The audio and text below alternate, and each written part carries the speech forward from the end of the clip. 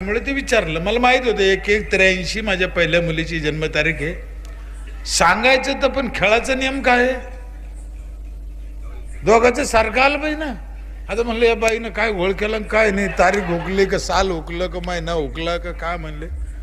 आणि sir Khanapurkar sir शपथ खाऊन सांगतो सत्य घटना आहे, मी विचार केला आणि मी उत्तर देऊन टाकलं. म्हणलं मला काय माहित नाही भाऊ. 10 पैकी 10 पडले त्याला.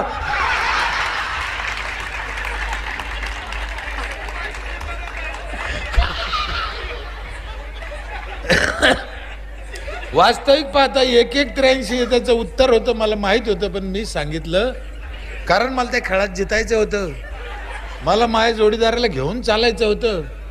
म्हणून एखाद्या खेळात तुम्हाला जितायचं असलं तर 2 पावलं मागे सरकायची पण तुमची तयारी असली पाहिजे, नाही तर काय उपयोग नाही. मागेच त्या दिवशी एक गोष्ट मी लय महत्व